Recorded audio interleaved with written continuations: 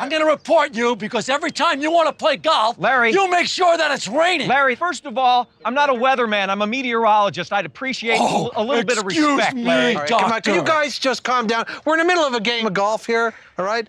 Larry? Yes. There's a low-pressure system sitting out over the coast. The jet stream brings that into this area. The jet stream. The jet stream is controlled by the rotation of the Earth. You know who controls that? Yeah. God. Yeah. You know what? There's a jet stream of bullshit coming out of your mouth, my friend. Okay.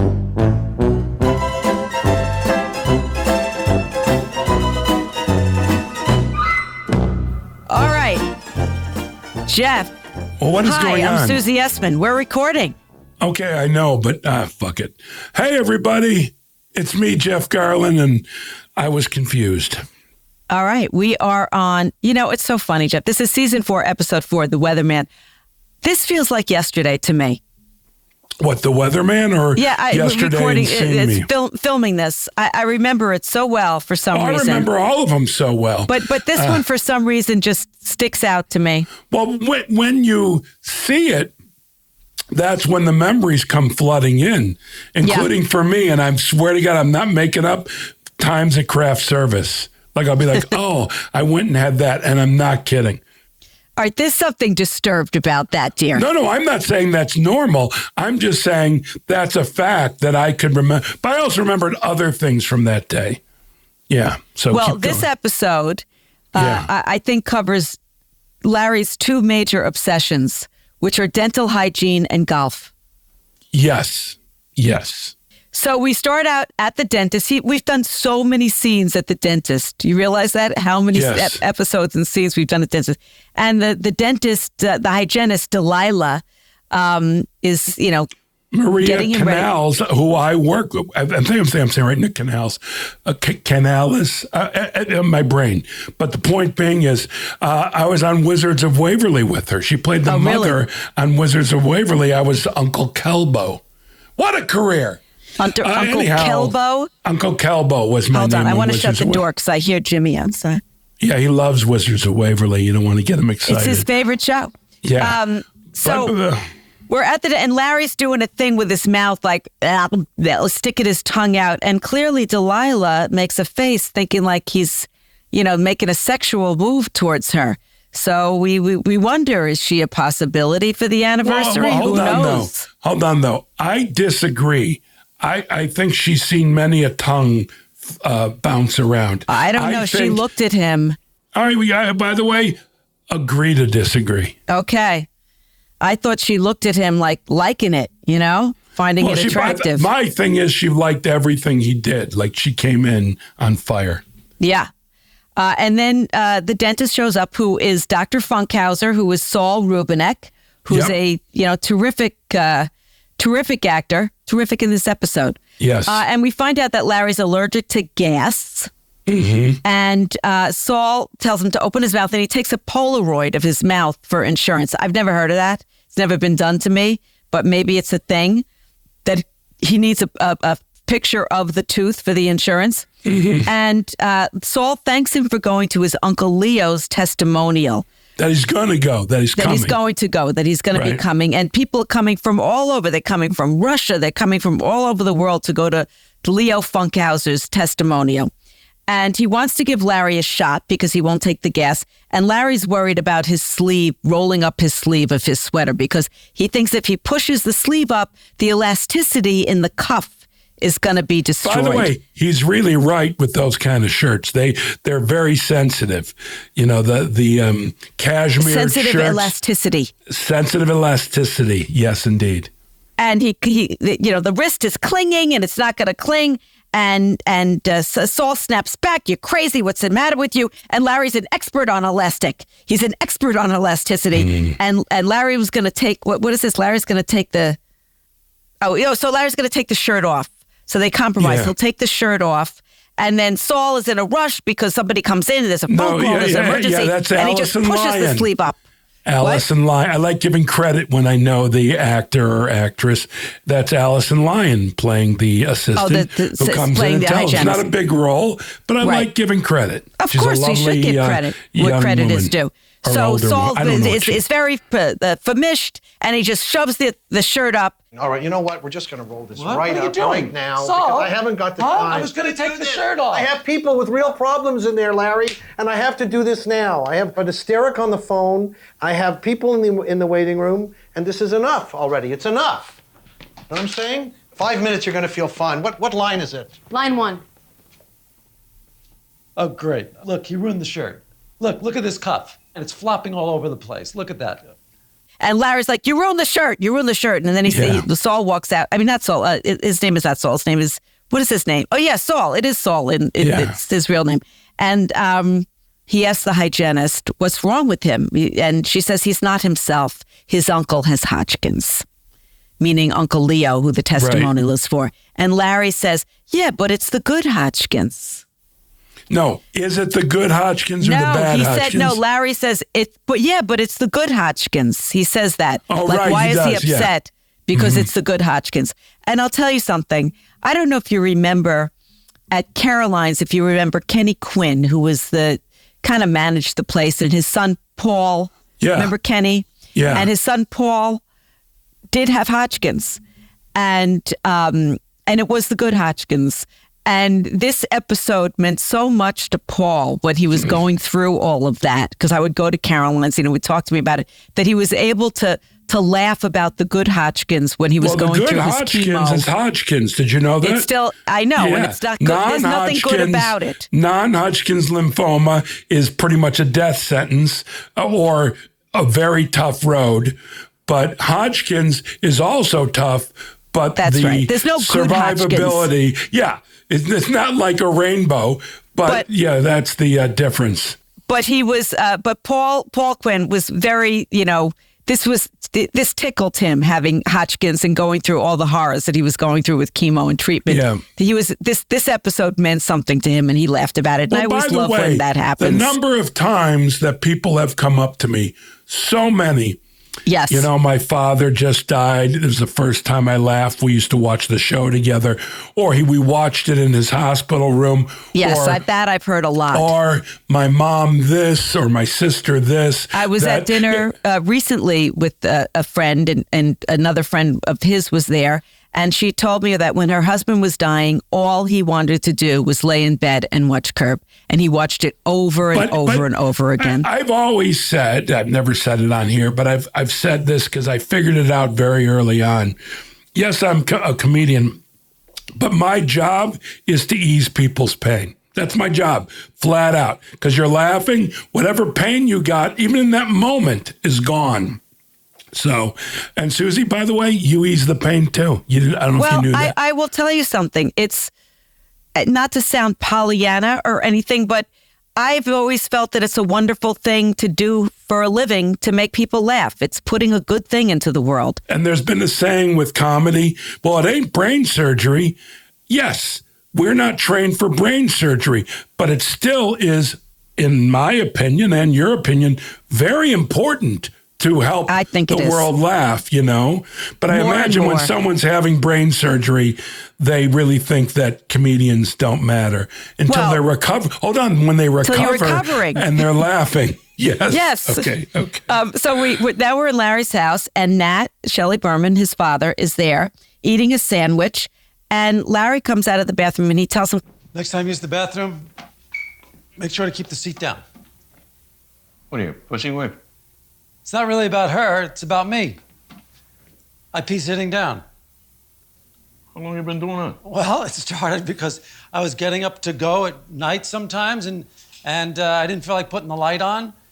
So I would sit down, and then I got very comfortable with it. Comfortable with that? A man doesn't do that. A man stands up to pee. What are you I doing? like to sit down, and I don't want to wind up in the toilet because you're keeping the seat up. Keep the seat down. Oh, you stand like a person. I'm very upset with this. This is crazy. You know what Winston Churchill said? Why stand when you can sit? Have you ever heard that expression? No, I never heard that expression, but I don't think he meant in the toilet. Could you please put the toilet seat down because I pee sitting down? And Nat said, Nat doesn't like that one bit. What's the matter with you? No man pees sitting down. And it becomes, he's disappointed in his son. And Larry says, you want me to get your glaucoma meds, whatever? And Cheryl walks in and she says that Susie invited them to a dinner party Friday, the night before the testimonial, a pre-testimonial dinner party. And Marty Funkhauser will be there and Ted and Mary will be there. And that's the thing, the Ted and Mary being there, that turns Larry to say, oh, yeah, sure, we'll go. Right. So Larry only says yes because Ted and Mary are coming. And Ted wants them to take care of the dog. And then he shows Cheryl the stretched out cup. Hey, look at this. You see this? Look at what Funkhauser did to me, Dr. Funkhauser. They're on their way to our house for dinner, and Cheryl is opening the mail. She picked it up on the way out, and there's a bill from Dr. Funkhauser, and then she screams, like screeching, screams. There's a picture of Larry's tooth, and Cheryl is completely grossed out. Now, we never see the picture, but you could imagine it's probably bloody and disgusting. By the way, I think that was a very good idea. Not to see no, we didn't need to see the picture. Yeah. So they come to our house, and then we cut to Larry is talking to a Russian couple. And the man, Boris, I believe his name, I don't know what his character's name was. The actor, I remember his name was Boris. Hold on, though. That guy is a very successful character. Yes, actor. He was in The Americans. Wasn't he in the movie with Robin Williams? Where he's a Russian. Moscow on the Hudson? I think he was in also Moscow on the Hudson. His name is Boris. I remember his name was Boris, and he was a delight. And but in the episode, he doesn't speak English, so his wife is his wife is translating everything. And I believe they're doing actual Russian. It's not like gibberish. Oh no, they were speaking Russian. Yeah, well, they a were lot of absolutely times speaking Russian. It's gibberish. So Larry says, "I wish I could do that with my wife." So, which is hilarious to think of. And Boris is barefoot, and he's wearing a yarmulke. And he wants to try on Larry's glasses. Where do you buy your glasses? In France? Los Angeles. А ну я намерю. Can he try it on? You know what? I don't really like people trying my glasses on. Ему не нравится, когда... Одну минутку. Just for 1 minute. I'd rather not. I'm a little uncomfortable with it. Ему не нравится. Я гость в этой стране. He's a guest here, so like... I understand, but that doesn't mean I need him to try on my glasses. Пойдем. Одну минуту. Нет, одну минуту. Дайте, пожалуйста. What are you doing? No, yeah. Okay. And Larry's, as we know, it would not be comfortable having him try on his glasses. And Boris tries to grab them. Nobody would. Because you know the number one thing is when you put them back on, they don't fit right. Well, season 12, we actually have that happen. I don't remember. Oh, yes. Am I involved with that? It's a whole thing. How could you not remember it? So you'll see. I don't want to say it. Oh, yes.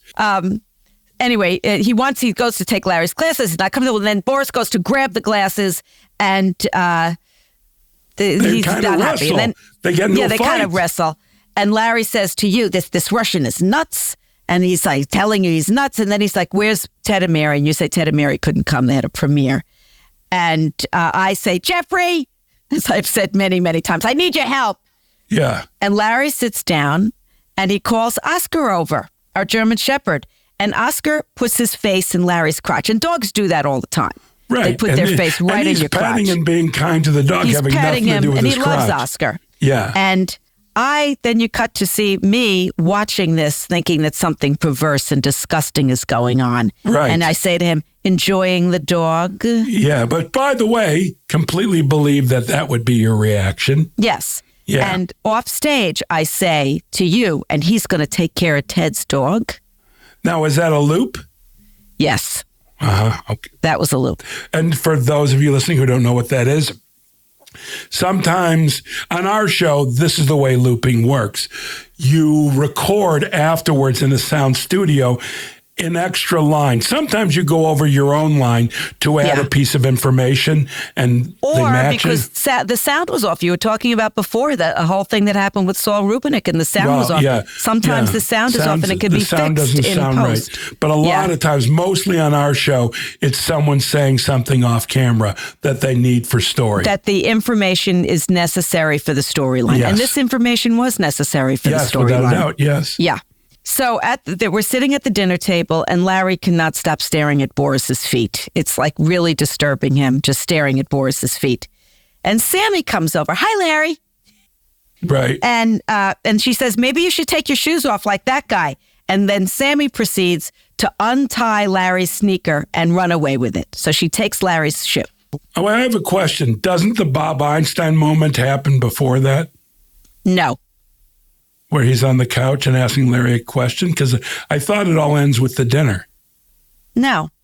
Okay. Well, asking what question? Maybe I didn't write it down. What question? It was, and by the way, is this the first appearance of Bob on the show? It is the first. So Very first appearance. Yes, so yes. I wanted to talk about him. Okay, we will in a second. Because he comes up next, and he says to Larry, Larry, ever hear a Dentaframe, I think it was? No. Dentafriend. You ever hear of Dentafriend? Dentafriend? No. It's a new sonic toothbrush that would really get rid of your plaque. What are you talking about? Get rid of my plaque. I don't have plaque. My cousin's hygienist told me he had plaque. Now, Dentafriend, you know that's what he it was. made that up. And that voice, Larry, have you ever heard of Dentafriend? Sorry. Let's talk about Bob. Hold on a second there. First thing he ever says on the show is fucking hilarious. Dentafriend. And that was the first time we see him. And that's not in the outline. That is him making up a product. But what was in the outline was the whole issue with Larry having plaque. Yes, so he that tells was the Larry story. it's a new sonic toothbrush that gets rid of plaque. And while he's doing that, the Russian wife has translated to the husband exactly what's going on. But let's talk about Bob right here, since this is the first time he's on the show. Okay. This is season 4. Yeah.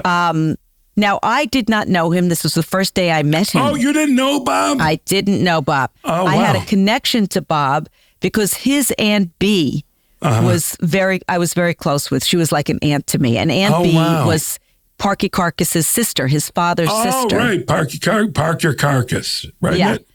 Yeah. And that was Bob's father, who was an old vaudevillian stand-up comic. And B was married to Zeke Manners, who was also an old vaudevillian. And they lived across the street from me growing up in Mount Vernon, New York. And I was very, very close to B. So Bob loved B. She was his favorite aunt. And she was hilariously funny. And so Bob and I immediately had this connection about Aunt B, who was like an aunt to me as well. And that was it. From then on, we were just like we best were friends. all very close. And Marla, my ex, and Bob and Berta, his wife, Roberta, the four of us went out to dinner all the time. I know. And Bob loved Marla, like crazy about her. And Bob became one of my best friends. Now, I knew him before this, but not well. How did he get this part? Do you know? Larry just said to me, for this part, I want to hire Bob Einstein. And so I thought, didn't audition, nothing? No audition. And we did not know at the time what a gift he would be to the show and personally. And I can say that in my lifetime, privately, very difficult when he passed away. Very difficult. Very, very hard. And he had a bad case of pneumonia, so he was late to coming to the show for the season. And then he found out towards the end when the pneumonia was going away that he had, I believe, non-Hodgkin's lymphoma, if I'm not mistaken. I thought it was leukemia, but they're very similar. Well, Both they're very similar. Cancers. But I can say that his death profoundly affected our show. Because there wasn't a day where one of us didn't get very upset. I remember this happened a few times, having lunch, the group of us at lunchtime, and Larry having to leave the table because he was so upset. Yeah, no, we all were. No, and I would bet you, and I could be wrong about this, but I would imagine that when he was cast for this episode in season 4, there was not a sense that he was going to be a recurring character through all the next seasons. There was. The next seasons. But he was always going to be when we may have a golfing scene coming up. That was the premise. He wanted him to be in the golfing scene, but he put him here. And he was, you say the word gift, the way JB, when he came on the show, was also a gift. And these things, And like we've said before, our ensemble, extraordinarily close. Yeah. Now, I remember being, well, I have so many Bob stories, but I remember being in Cantor's. And Cantor's used to have these separators that you'd pull up and down. Tell our audience what Cantor's is. We just saw it in the last episode. Mistake. It's a deli. Nate Nal's is what I'm talking. Same. In Beverly Hills. It's a deli. It's a Jewish deli. In Beverly Hills. Long time, just like Cantor's. Anyhow, there used to be a divider between booths, you know, so people couldn't really pay attention to what you're talking or see you. This particular night, all the dividers were down. Bob and I are sitting and talking, and then out of nowhere, he looks at the lady who's alone in the booth. And, what are you listening to? Why are you I guess she had made faces, and he lost it. And I was like, I was aghast and laughing so hard I was crying, which is a lot of Bob's humor. But I also want to say, there's only one positive thing about him not being here anymore, because he wouldn't have worked anymore, except for Curb. Because if he did anything else, his mouth was completely, in these days, inappropriate. He was as politically incorrect as you could get. No, but more so than anyone I'd ever met. Yeah. In public, in person. I mean public, but on the set, he would say, he made me look like a little bird. It's just, he thought differently than anyone I'd ever met. And always funny. And always funny, and always a huge pain in the ass. I mean, the biggest pain in the ass. Hold on. You got the phone calls after we were done filming. Nonstop. We all did, which were, wasn't that great? Wasn't that great? There was never a time. Scene I've ever filmed. There was never a time that we worked. You were funny. No. One of us, if not all of us, every day we were done filming. There was never a time when we worked together that driving home, I did not get not one, but maybe 3, 4, 5 phone calls from him. No, I know. Yeah, that was really funny. But I really loved him, and I treasured my friendship with him. We were very close, and I spent a lot of time with him. In Palm Springs, too, where he has a house. He was a great host. Yeah, that one, well, to this day, you know, when we did the documentary, you and I, for HBO about his life, and please, if you haven't seen that, and you're a Curb fan, please watch it. It is a delight to honor them. As a matter of fact, Jeff, if I recall, I opened the documentary and you closed the documentary. That is completely true. Yeah. And they showed a photograph of mine that was so Bob. Look behind you. Oh, yeah, that's Bob. Well, I can't adjust the camera. Okay. But that's Bob with his character when he was a writer, partner with Steve Martin on the Smothers Brothers show. He played a character, Officer Judy, and Bob gave that to me. It's not something that people can find. Yeah. Not that there's a big demand for memorabilia from the Smothers Brothers show, but nonetheless, there is a Bob Einstein thing. So every day I look at that, it makes me smile. And every day I think about him. And you know what? I don't get sad. I get really happy. You know, just the feelings about him create inside me, not dread, nothing negative, He all also positive. lived a full, amazing life. It's not amazing like life. Last episode when we're talking about this talented young kid who died so young. This was different. Yeah. Bobby lived a full, amazing life. Amazing life. Has a wonderful daughter, Erin. Has 2 great grandkids that were devoted to him. Yes, his daughter is fantastic. Berta, his wife, terrific. An angel who loved him so much. Now, I wanted to add one more thing about Bob, but I'm having trouble coming up with it. It doesn't matter. We've said a lot of nice things about it. These throughout the episode, so it'll come back. I'll think of it another time. So we meet Marty Funkhauser, who we know is going to be a huge part of the show in seasons to come. By the way, I burst out laughing the second he said, "Larry, have you ever thought about Dent-A-Friend?" Dent-A-Friend. Which is just, what a... Dent-A-Friend. I'm sorry, it just makes me laugh. And then he says to Larry, "My cousin's hygienist told me you have a lot of plaque." And Larry's upset. Boris is laughing. Larry's upset. It's a patient-hygienist confidentiality, which doesn't exist. But Larry's right about this. Larry's like, I floss twice a day. Larry's obsessed with dental hygiene. He is obsessed with dental hygiene, No, so as am I. He's morally... I'll have a plaque contest with you. He goes on By the with way, this. he's morally wounded whenever anyone would mention his teeth aren't good. Yes, I know. He's a big flosser and his. By the way, that reminds me of when always a mint and a gum and Shelley did the show. It might have been his first episode where we were the whole funeral. The mom died. Yeah, that was his first. So when we filmed in the cemetery, which was early on, we don't film in order. We used to. By the way, the first couple of seasons, Larry insisted that every scene, so we'd have to go back and forth to locations. It was very difficult as opposed to filming a location out, like everything that takes place there. So anyhow, speaking of dental, we were a very breath conscious set. So often we offer each other mints. Well, unbeknownst to whoever offered Shelley a mint in the trailer or during that day, Shelley thought he had something wrong with his breath, and he was very insulted. What's with my breath? He was just very... Shelley got insulted very easily. I know, but this one was funny because everyone was offering him a mint.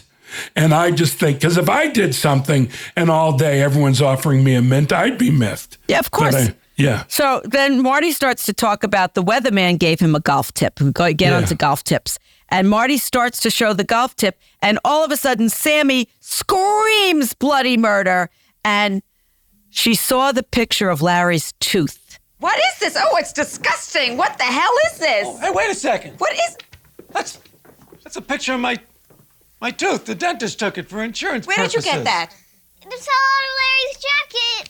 Fell out of my jacket? What are you Larry, leaving stuff out yeah, like that what are you for? bringing that into a person's house What are you for? doing? She took that? the mail into my car. Why would you bring it into their house? It's It was in my Larry. pocket. She went through my You know what? You know what? pocket. She's traumatized. I think we're going to leave. And it scared the crap out of her. And she's completely traumatized by it. And she says, it fell out of Larry's jacket, which we know is bullshit. She took it out of Larry's jacket. And I'm like, what are you bringing that into a person's house for? And everyone leaves. It's a whole, then Larry wants his sneaker. And I'm like, Sammy's still traumatized. Not right now. Mm-hmm. And then Larry's home watching TV. And he's like, well, she could have told me where the sneaker is. And, Cheryl comes out of the bathroom and she feels sick and Susie's a horrible cook. And Larry's watching TV and then the weatherman comes on and it's going to rain and thunder shower all day. So all you golfers out there, and that is Gary Kroger who plays the weatherman. Right. Also terrific. Did a terrific job. And by the way, Gary Kroger, who plays the weatherman, I knew from Chicago. He was in the Practical Theater Company, which is kind of... That was a group of Northwestern actors who were also Second City people who put together their own company. You mean Northwestern University. Northwestern University. Yeah. And they put together their own... Julia Louis-Dreyfus was part of that. Uh-huh. And Gary Kroger was on SNL at the same time as Julia. For a long time, he was on SNL. They pretty much took everybody from the Practical on SNL, if I'm not mistaken. But the funniest thing is, I'm watching Columbo. I'm rewatching all the Columbos. And I'm watching an episode, Rip Torn is the villain. And it's always fun to see who gets murdered. Yeah. And it's Gary Kroger, his nephew, who gets murdered. And Gary, throughout it all, was great. And then when is he going to get killed by Rip Torn? Because who's going to do the killing early on. It's usually the guest star. That was the beauty of Columbo. You always knew who was the killer. Well, they showed you ahead of time. Yeah, before it was Columbo just showed about up, figuring out how Columbo was going to find out. My back. I love Columbo. Isn't it terrible when you can't reach an itch on your back? Yes, that's why they have those things. Oh, yeah, back scratcher. So then you call Larry and you tell him you're canceling golf tomorrow because it's going to rain. Right. And Larry says, let's see in the morning. And he's like, no, I'm going to stay home with Sammy. She's traumatized by the picture of the tooth, which is a little bit much. I mean, buck up, kid. But whatever. And it's the middle of the night. Larry gets up to pee. But by the way, that's how you... Hold on. That's how your character would react. So I always believe it from your eyes. Well, I'm very protective of Sammy. You're also very protective of anything you do against others. But I'm also protective of my husband. Yeah. And by Many the way, times. can I be honest? If you feel Larry's innocent, and I know we had to have done this, you'll defend I stick Larry. up for him. Yeah. I do. But only So if it's he's the middle really of the innocent. night. Larry Yeah. gets up to pee, and he falls in the toilet.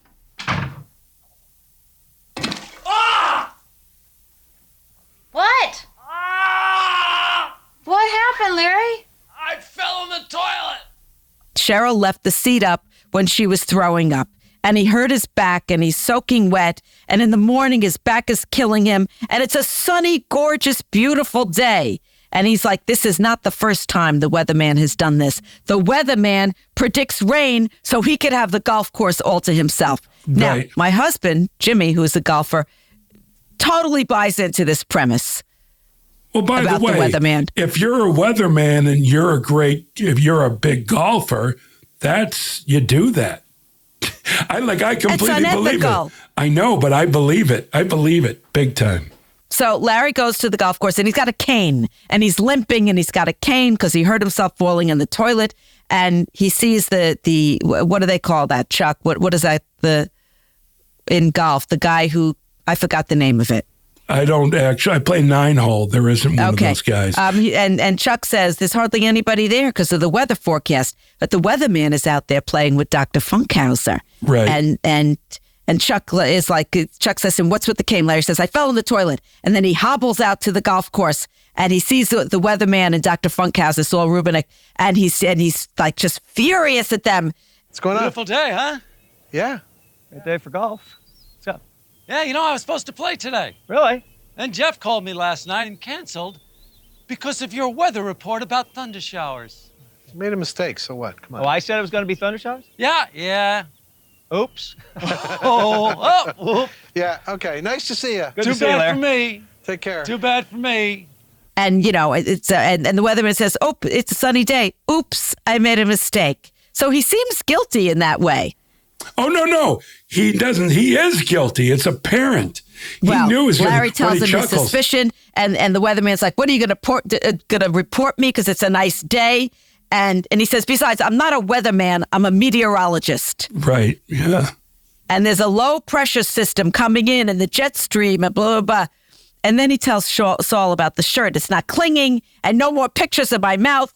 And then he walks away and they're like, one of them's, I don't know which one screamed out, hey, Walter Brennan, the barn's on fire, which is just a very hilarious line. That was Gary Kroger.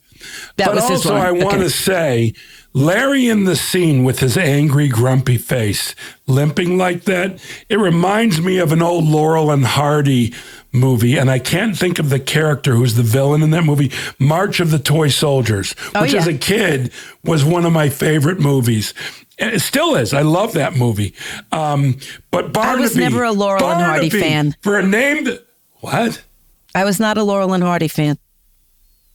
Well, I'm that's sorry. the thing about comedy. You don't have to apologize. That's the thing about comedy. It's so personal. Yeah. So what one, like Keaton might not make somebody laugh, but Charlie Chaplin does. They all make me laugh. But I love Laurel and Hardy. And by the way, the nicest compliment I ever get is when there's an episode and afterwards someone says to me, you guys remind me of Laurel and Hardy. Laurel and Hardy. Okay, so back to the thing. So Barnaby, which is one of my favorite names, I've used it in movies, and I call people, to this day, I use the word Barnaby, name Barnaby. Anyhow, Barnaby was the villain in Storybook Land, or wherever that took place, and he had a limp with a cane, just like Larry. Just like so Larry. with the angry face. And so when I saw him walking, especially off the golf And course. the music is great, too, with that. The music is great. And when he walked off the golf course, I immediately thought of Barnaby. And I love being able to say that. I know you literally. do. Okay. And then Larry runs into Ted at the golf course, and Ted's like, why are you limping? He says, I fell in the toilet. And then Ted says to him, you know what? You don't need to take care of Roxy, my dog, anymore. We've decided it's better if we just put her in a kennel. And Larry's like, I was looking forward to it. And then Larry says to him, did you talk to Susie today? And Ted says, yeah, I spoke to her this morning. And he was apologizing or explaining why he wasn't there. That's what he apologizing says. why he wasn't there. And I always, Susie Essman, have always found it funny that in the show, Ted Danson is close with Susie Green. It just makes me laugh. Well, by the way, that's what makes it awesome. And by the way, I think this episode is the turn. What I mean by that is... I know what you're going to say, yes. Yeah, he becomes a cad at this moment. Ted does. Ted does. And I'm going to tell you the funniest story about that. Ted, this is years later, where he's really full on the cad, anonymous, all the shit. And we're talking about the scene that he's about to do. And I don't know how it came up. He had no idea that he was the cad. Really? No. I'm talking about no idea. And I said, no. You're the bad guy on our show. He's like, I am? He was so taken aback. He even had to say to Larry, and I was upset that he was doing this because maybe Larry didn't want to deal with this, but he asked Larry, is this true? And Larry's like, yeah. The idea that he went years, because this is years later, and didn't know that he was the cad. And by the way, Ted Danson, very intelligent man. And so speaking of the cad, I mean, he completely cads out in later episodes when he starts dating Cheryl. I mean, he is, and that's the worst you could possibly do. All he does is poke Larry on the show. Yeah, he pokes the bear. Yeah, but also, what? Go ahead. Well, no, I just know that my character plays right into that with Ted and Larry. Is constantly talking Ted up to Larry just because I know it annoys him. By the way, your character is so enamored with Ted. Yes. And I do love that you guys are close, which is, to me, awesome and not unbelievable if you talk about a friend circle, if you will. That's true. That's true. Okay. But it tickles me. Let's put it that way. Yes, it just tickles me. And Ted, as I've said before, in terms of who's your favorite actor, to work with. Yeah. And of all time. We all love Ted. We love Ted. Ted Danson, he's the best. But I also want to say, him wearing the hat, because early on, we see he has hair, but it's thinning. But he's wearing the hat. And I don't know if that was a costumer thing or he asked for it. But either way, it somehow reminded me. He looks great in the hat. He looks great he looks great. He pretty much can pull off anything. But it reminded me that look, and I don't know. He didn't have it in Body Heat. He did so many great movies early on, and I don't recall him having a hat in Body Heat. No, but he was dancing as he's waiting for William Hurt's character. He's dancing like a Broadway dancer on this dock, and it's so beautiful to watch because that's what William Hurt's seeing as he walks up, and it was really good. And Ted went to Carnegie Mellon. He went to Carnegie Mellon, and studied theater. So I wouldn't be surprised if he can. He's dance very well trained. Yeah. So. But him doing that's one of my favorite things in Body Heat. And you see, how versatile he is. I mean, but by the way, he does. He's hilariously funny, but in Damages and so many different things where he was doing drama. He once played a pedophile. I know. I mean, but and you brought up to him many times. I didn't bring it up to him. You did. No, you did. I know. But nonetheless, he's even pulled off pedophile. And as soon as he was done filming, no one thought of him as a pedophile. Yeah. You know what I mean? It didn't hang with him. Larry comes in and he tells you that he pees sitting down. You pee sitting down? Yeah. Have you ever tried it? No. It's more comfortable.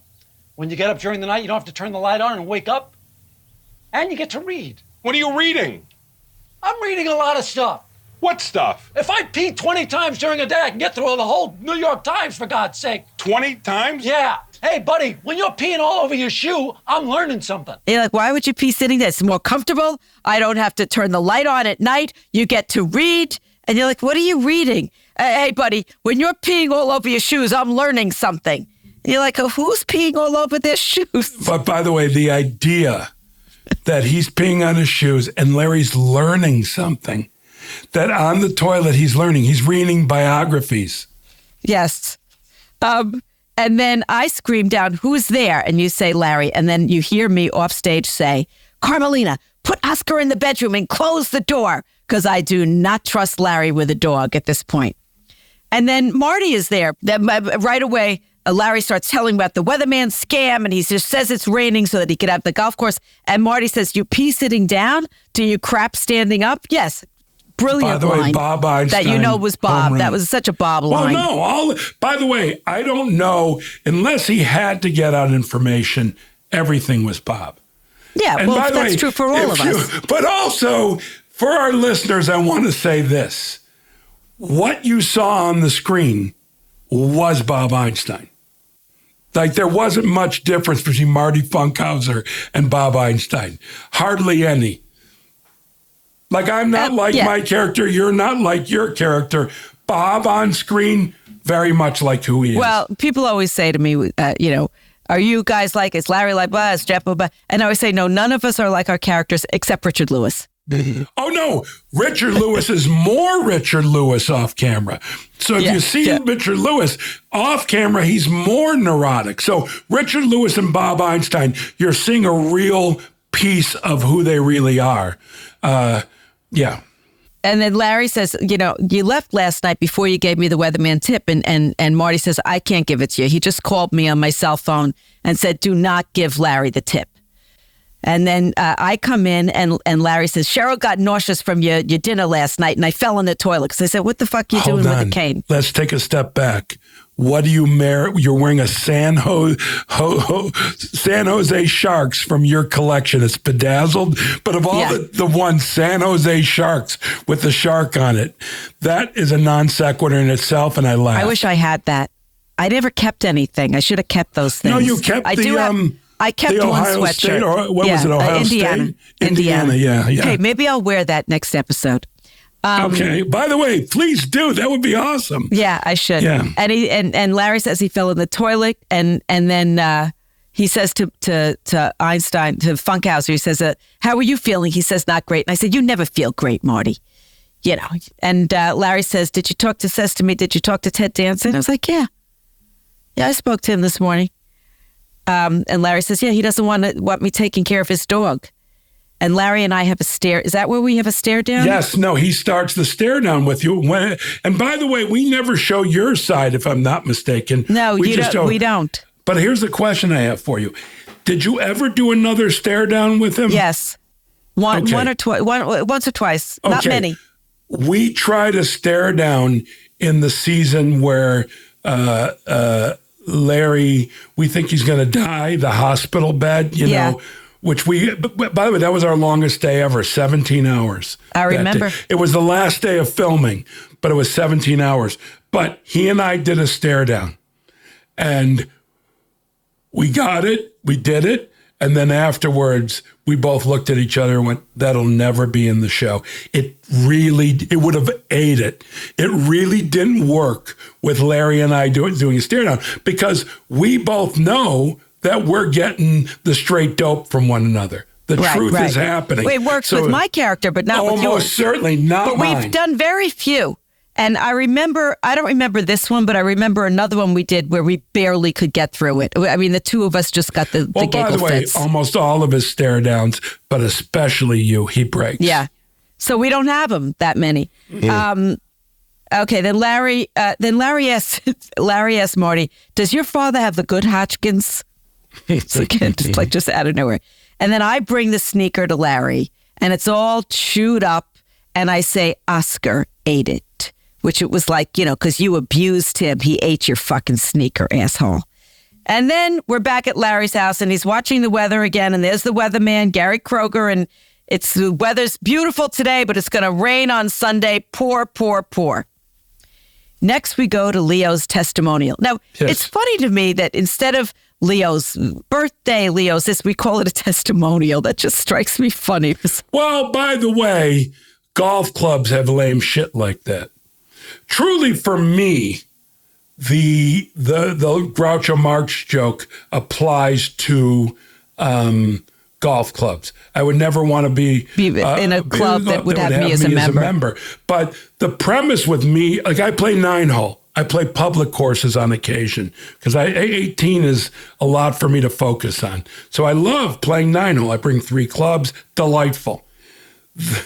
But I have to say that the idea of meeting up with a board and telling him what charities I give to, what my life is like, all personal shit. Go fuck yourselves. I ain't telling you shit about me. Wow, you should be very begging me to join coming your club. Up with that. Yes, no, I know.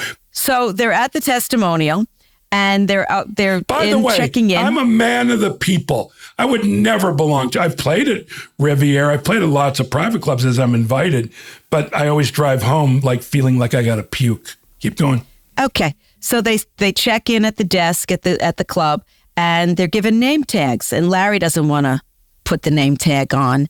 And Saul comes over. Hi, and I said, what's with the name tags? And I've got a suede jacket. It's going to ruin the jacket. And Saul's like, just put the name tag on, like the way he did it with the sleeve. He just pushed the sleeve up and just put the name tag on. Then they're in this big banquet room. Buddy, hold on. Saul puts the name tag on Larry and pushes it quite hard. Yes. And then it's a big banquet room. You and I are there, and they're not at our table. So Larry tries to switch. Which, by the way, is really funny because he has to backtrack. Oh, right. I was just making, he doesn't know the people. Yes. It was Catherine Houston, terrific character actress. She was in The West Wing. She played the secretary and in Desperate Housewives. She played the Zero Mostel role, and the funny thing happened on the way to the forum. Yeah, right. And anyhow, but him and saying, she stops him. And she's Jenny and Sam, and then she says to him, I heard about your plaque problem. No, before that, hold on, I want to say something. It's a really funny moment when she says Jenny and Sam, because you told him to sit there. Yeah, and I told him to switch it. He switched the plaque. And in the middle of it, he's holding them, and she says, that's my husband in my seat. He goes, yes, Jenny and Sam. I was just making sure that it said Jenny and Sam, which is absurdism. Of course. You know, it's how she didn't catch on, but keep going. By the way, I've noticed that's a catchphrase for me. Keep going. Yeah. I might eliminate it. I might make it even more exciting. So Jenny heard about his plaque problem. And then he sees the weatherman. The weatherman's like, where's your cane? And then he says, you told Marty not to give me the tip. And you said it's going to rain tomorrow. Bullshit. And the weatherman said, good luck. Go. It's going to pour tomorrow. It's going to be thunderstorms. Good luck. Go to the golf course. Because he has to be truthful sometimes. Yes. But is that the end of the testimonial? Because No, then Marty is at the podium and talking about his father. And his father is played by Lou Cattell, who played my father many, many years ago in a TV series I did called Baby Boom, and he played my father. Really? I have an amazing fact about him. He was Amazing Larry in Pee-wee's Big Adventure. Pee-wee's giving his plan to all the locals, and then he says something about, is that good enough for you, Amazing Larry? And then he turns, and it's this old guy with a multicolored mohawk. Now, that was Lou Cattell. Yes, but when I saw that, I laughed so hard because it was a complete non sequitur, Amazing Larry, blah. But what you can find on YouTube is a scene that's cut from Pee-wee's Big Adventure, where in the magic shop, he meets Amazing Larry. He's got normal hair. There's a whole thing with a floating hairpiece. And he goes, it's not working. And then Pee-wee points outside, and there's a young kid with a multicolored mohawk. He goes, maybe you need a new look. And he goes, yes. And he's Amazing Larry. Then it all makes more sense. No, but here's the thing. This is, by the way, comedy. I imagine he noticed, and maybe Tim Burton noticed. One of them or both of them noticed. It's much funnier in that scene for him to call him Amazing Larry, have him have that hair and the way the character looks, than to know the backstory. The backstory takes away from the moment. Yes, but I always love when you can see, process. It didn't need to be in the movie. It was a funny little scene, but So then Marty's at the podium. No big duty after that one? Marty is at the podium talking about his father, and the Russians are sitting right in front of Larry, and the wife is translating very loud to the husband, to everything that Larry's saying. And the hygienist, by the way, Delilah, is making goo-goo eyes at Larry. Across in the that room. scene. Yeah. Yes. And then Larry pulls the name tag off, and his suede is ruined. It's got little white things all over it. And he mimes to Saul, look what you did, And then he says to the Russians, excuse me, can you keep it down? And a fight starts with Boris. У меня больше волос, чем у него. He has more hair than you do. I bet you got nothing on this. Okay, he'll show it to you if you show him glasses. You tell him you don't touch my glasses. Дай мне очки, я Give you glasses. Larry, перестань. Посмотри, что. Возьми. I hurt my back again. And they talk about Larry's plaque, and he's got a mouthful of plaque. And Larry says, at least I don't hide my baldness with a yarmulke. And the fight, he pulls off the yarmulke. He tries to take his glasses. And as all this is happening, Larry hurts his back, which he had already hurt peeing on the, falling in the toilet. So he re-hurt his back, Susie. Get it right. Yes, he re-hurt his back. And they introduced Leo Funkhauser, and the entire room stands up, applauds, and Larry can't stand up, and everybody's turning to Larry. Larry, stand up, including you and I.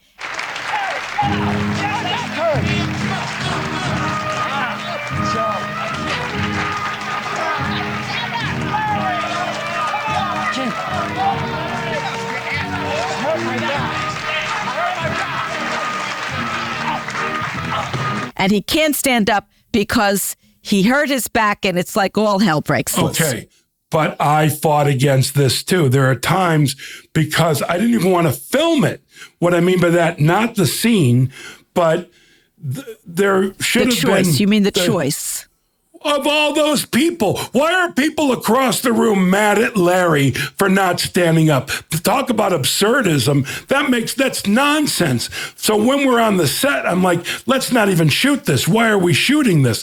I can see shooting a few extra to have choices, and by the way, we shot more than we're even in it. And the idea that the whole room is screaming at Larry to stand up, man, that's pushing it. Every once in a while on the show, I'm like, that's too much pushing.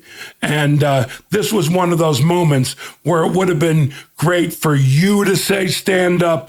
The Weatherman. The Weatherman, people close, the main characters, even the woman who seats Jenny. Yeah, but past that, the idea that at the opposite corner of the room, they're yelling, stand up, it doesn't need, all hell could have broke loose in a very contained way. That's it. And even Bob Einstein on stage could be screaming to Larry, why aren't you standing up?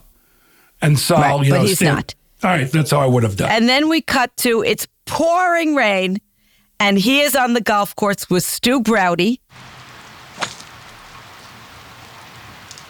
It had to freaking rain. It had to freaking rain. And Stu is just saying, it had to freaking rain, because we've already established the freaking instead of fucking. And that's it.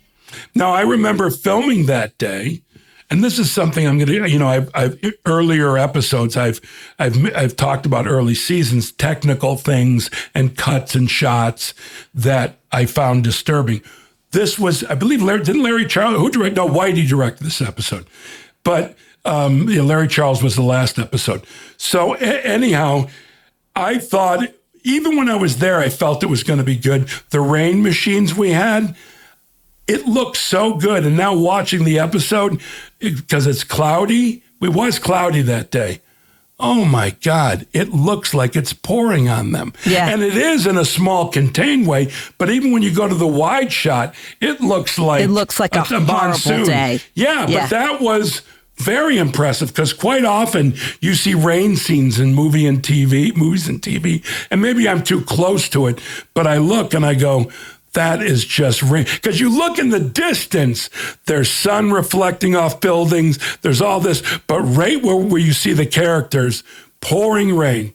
See, that's what, it's kind of unfortunate. I don't know if you have this problem, but myself, I have this problem. I have a bonus critical eye. Sometimes people watch a movie, they go, story-wise, that doesn't make sense, blah-de-de-blah, okay?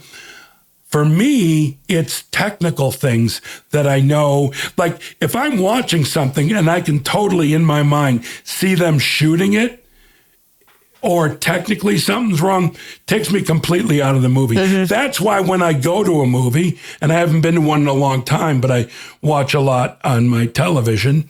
But in the movie theater, when I watch a movie, and at no point do I notice anything, it thrills me. Well, then you're engaged. I don't have that problem than other people's things. I have problems with things that I do. Because like when I watch Curb, I'm like, oh, that was the day that such and such happened. And that was the, I always have to watch a Curb episode a few times to really see it, because I have so many references. And so, by the way, that's for the most part what I'm doing now. Although in this episode, I pointed out a couple of things that bothered me. But in general, watching them now with fresh eyes, yes, feelings and thoughts come back, but I get lost in the episode. I have so much fun writing down notes. Although, I don't know if I mentioned this before, I'm aghast. Curb is the only thing that I watch myself in. For example. Yeah, we've talked about that. Okay, me too. So for me to watch these again, I dread it. Like a scene with you and Larry, I love. But I don't love watching myself, especially because I'm so heavy then, although I empathize with that version. I feel of the Jeff opposite. I'm so skinny then. Oh, you're still skinny now. You're not as lovely. skinny as I was then. Yeah, I was pre-menopause. Oh, actually, I'm much skinnier than I was then. Oh, you're like not even less than half. I know. By the way, you're pretty close. Know. Anyhow, so forgetting even the fat stuff, I do not like watching myself. And so when I look at the cuts as a producer early on, I'm part of the storytelling, of the making. I'm behind the scenes. I'm part of the storytelling. So I'm okay with it. But once I go through with it, then I never want to see any of those episodes ever again. And sometimes I don't feel that. I still love to see the episodes. I love when I'm not in it. Other than that, I'm in pain. And there are some episodes I'm not in, like even the one with the grave, the special section. I don't even talk in it. I'm in the montage, and I told you one of my favorite scenes was cut. I'm okay with those, except for the memory of the montage. I find the scenes that the episodes I'm not in, which is not a lot, but as the years go on, they get less and less. I am able to relax and watch them more easily. Well, by the way, when I'm not in it. We've had when you and I have a day together that we're off, and I see on the schedule that they're filming car scenes because I don't need to be there. I don't want to ride in the truck and see, or they're doing a lot of establishing stuff. I take those days off and I am doing a jig. And when I'm not in an episode, which happens maybe once a season, not twice, every other season or every 2 or 3 seasons, I am so happy to not have to put on a costume, to not have to go through makeup, to just sit in the chair and watch on the monitor. I feel like I'm in heaven, which most people, I imagine, would imagine I like when the camera's on me. It's fun. Don't get me wrong. No, I like it. Well, first of all, I love putting on my costumes, but I like it because when we're doing scenes, it's so much fun. We have so much fun when we're doing scenes. That, I don't like the process, although I love the people who put me through it. But this year, Sasha and James. But I have to say that the process of me getting to set, can't stand. Yeah, it doesn't bother me. I don't love it. Nobody loves having the makeup done. What makes it better for me are the people I work with in that area. Yeah, my makeup artist and all that stuff. Yeah, so. And we're done for this episode, Jeff. Bye. Bye, everybody. Bye, everybody.